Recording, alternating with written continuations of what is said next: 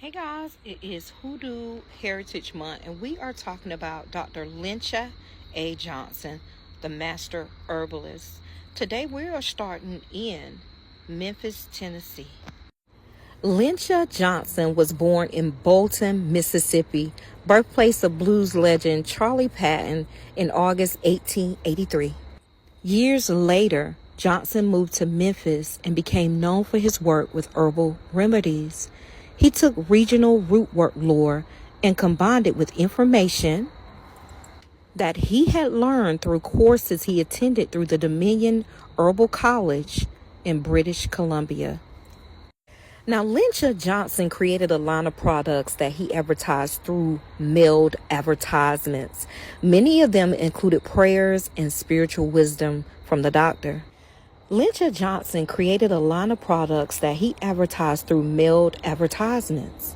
Many of them included prayers and spiritual wisdom from the doctor. One of his letters stated, "This comes to let you know that I haven't forgot you. Dr. Lyncha A. Johnson, herbalist and naturopath of New Orleans, Louisiana. Wonder Herb Doctor. 372 Beale Avenue, Memphis, Tennessee." Now, he added treatments on installment plans. He added positive healing. He talked about in one of his letters how he has thousands of herbs, barks, roots, and flowers for all kinds of diseases. He stated that, "I want all of my people who have been suffering for years for the lack of good medicine, call and see me before it's too late." He also gave daily prayers. Within his writings, he is quoted to say, "Oh God, forgive me of my sins and give me power over disease of my people. And it revealed unto me, Son of man, ask me what thou wilt, and I will give it to thee." In 1931, Johnson operated a drugstore in Vicksburg, Mississippi on Washington Street. Dr. Johnson's store offered thousands of plants, roots, herbs, and flowers for natural methods of healing. Also in the 1930s, Johnson became one of the many famous root workers on Beale Street. He lived at 372 and then later 488. Beale Street as one of the many root workers who took care of clients on that street. The local press spoke of how beautiful the doctor's home was on Beale. Now, the tides are turning in 1937. Johnson was arrested by U.S. Marshal Elman Jester. Now, I could not find a picture of the U.S. Marshal Elman Jester, so I just picked this one. All right. So Johnson was arrested by this marshal, indicted on charges of using the mail to defraud customers. The doctor was running a mail order company in which he would mail clients the herbs they needed for medicinal and spiritual treatments. Now, a complaint had been filed by a client named Louise Connor of Decatur, Alabama, after the doctor was alleged to have improperly filled a prescription. Dr. Johnson's reputation as a master herbalist from New Orleans gave him respect from clients in the Mid-South. Now, imagine one day looking up and you're being sued or you have been alleged to have improperly filled a prescription. This is when troubles begin to knock at Dr. Johnson's door. Look, like many root workers in Memphis in the 1930s, Johnson had come under the scope of local law enforcement. Agents from the U.S. Post Office Department and the U.S. Department of Agriculture conducted an undercover operation to obtain herbs from Dr. Johnson. Them sneaky agents sent a letter to Johnson seeking help for a sickness called piazza, which actually means city square in Italian. Johnson said he believed that the request for assistance was to help with psoriasis or colitis.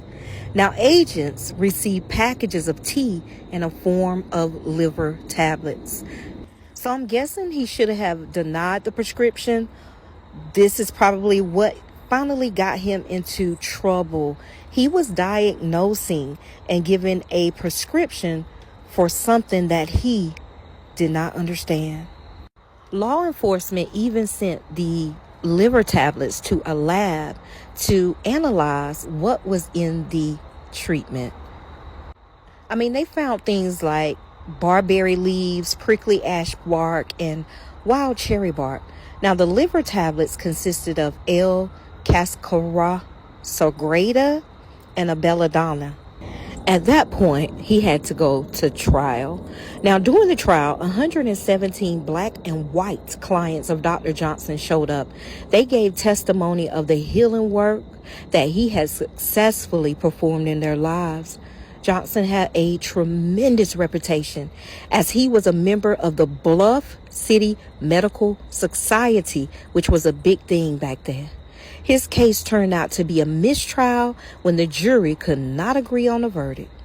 But 2 years later, in 1938, he had another run-in with authorities.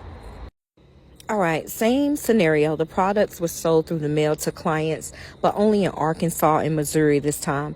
The medicines that were said to be misbranded included some of Johnson's popular ones, known as double quick liver tablets.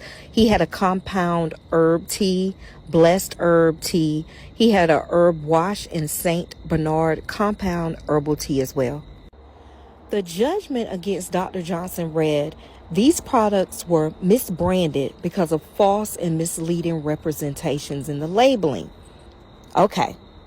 It also revealed that a number of components, while they differ from the packaging, were commonly found in Mid-South herbal remedies. Herbs like ginger, aloe. He also had buckthorn and mandrake root. So they were just coming up with anything, just to make a stir in his life. And he was also making a lot of money.